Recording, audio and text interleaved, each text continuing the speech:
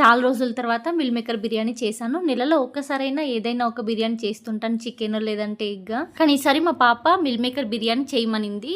నేను ఇక్కడ చిన్న మిల్ మేకర్ తీసుకున్నాను కాబట్టి నార్మల్ వాటర్ పోసే నానబెట్టేశాను. అలాగే రైస్ కూడా ఒక గంట ముందే నానబెట్టుకోవాలి. వీటితో పాటు ఫ్రైడ్ ఆనియన్స్ చేసుకొని పక్కన పెట్టుకోండి. తర్వాత ముందుగా వాటర్ పిండేసి పక్కన పెట్టుకున్న మిల్ మేకర్ లో ఇక్కడ చూపించిన మసాలా, బిర్యానీ ఆకు, పచ్చిమిర్చి, పుదీనా, కొత్తిమీరకు, అల్లం వెల్లుల్లి పేస్ట్, ఫ్రైడ్ ఆనియన్, అలాగే మనం తినే టేస్ట్ ని బట్టి కారం వేసుకోండి. సాల్ట్, పసుపు, ధనియాల పొడి, గరం మసాలా, పెరుగు, వీటన్నిటిని ఒకదాని తర్వాత ఒకటి వేసుకొని లాస్ట్ లో నిమ్మరసాన్ని పిండి మిల్ మేకర్ కి ఈ మసాలా మొత్తం బాగా పట్టించండి. పెరుగు కొంచెం ఎక్కువగానే వేసుకోండి. బిర్యానీ అంటేనే కొంచెం స్పైసీగా చేసుకుంటాం కదా, ఈ పెరుగు కొంచెం ఎక్కువగా వేసుకోవడం వలన కరెక్ట్ గా బ్యాలెన్స్ అవుతుంది.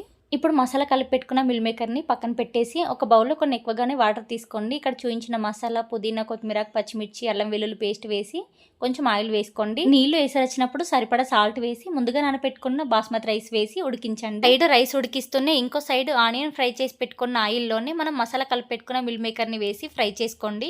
మిల్ మేకర్లో ఆయిల్ పోయి మంచిగా ఫ్రై అయ్యేంత లోపు మనకి రైస్ కూడా ఉడికిపోతుంది. రైస్ని ఇప్పుడు ఒక్కొక్క లేయర్ లాగా వేసుకోండి. లాస్ట్కి ఫ్రైడ్ ఆనియన్, పుదీనా, కొత్తిమీరాకు వేసి దమ్ పెట్టండి. ఒక 10 నిమిషాల పాటు సిమ్లో పెట్టామంటే meal maker biryani ready. Taste అయితే చాలా బాగుంటుంది. నెక్స్ట్ ఏ వీడియో చేయాలో కామెంట్ చేయండి.